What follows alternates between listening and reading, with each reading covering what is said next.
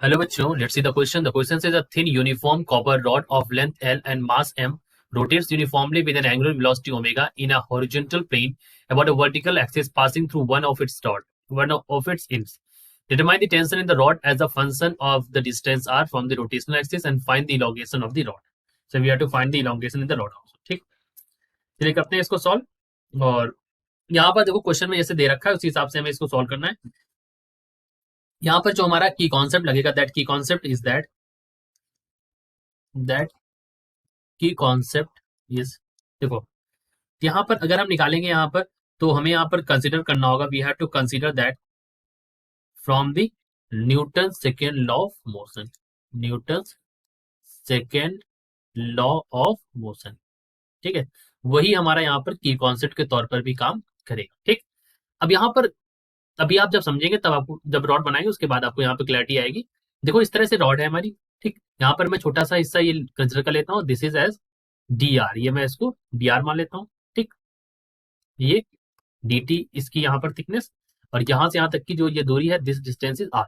ठीक, ये ऐसे रोटेट कर रही है अबाउट दिस। ठीक है, तो हमने इसका मान लिया जो रेडियस है वो आर है। Newton second law of motion से that is directed toward the axis of rotation. ठीक है, this motion directed toward the axis of rotation, so we can write this also कि T minus T plus D T is equals to D M, इसका छोटा जो हिस्सा है इसका मैंने मास भी ले लिया, ओमेगा स्क्वायर आर।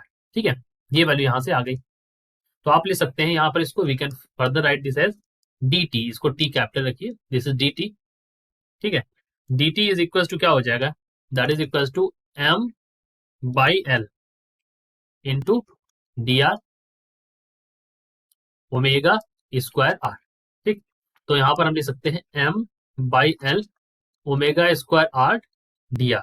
ठीक, अब यहाँ पर जो फ्री टेंशन है at the free tension becomes zero, so let me also that अगर मैं इसको इंटीग्रेट कर सकता हूँ तो I can also integrate this T से लेकर के जीरो तक, D T is equal to यहाँ पर हो जाएगा M by L omega square, और यहाँ पर क्या बस यहाँ पर आर डी आर बचेगा, तो इसको हम आर मतलब इसके बीच में करते हैं इंटीग्रेट, तो यहाँ से हमारी जो टी की वैल्यू निकल के आएगी, that value T is equal to M omega square L.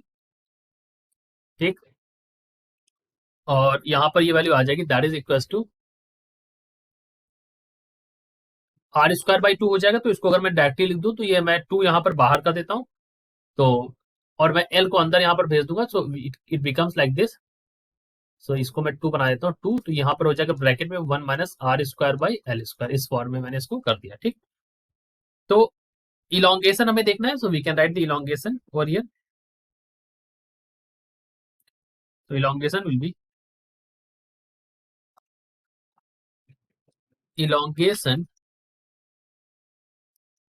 in the element length dr।